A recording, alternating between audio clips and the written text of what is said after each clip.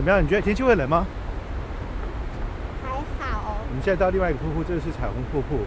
可是这边的瀑布呢，水量没有比我们看那个介绍来的大。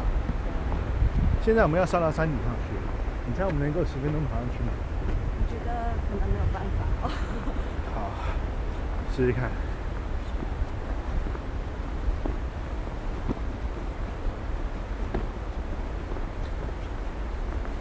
现在时间是43分，我们11点钟要回到车上去。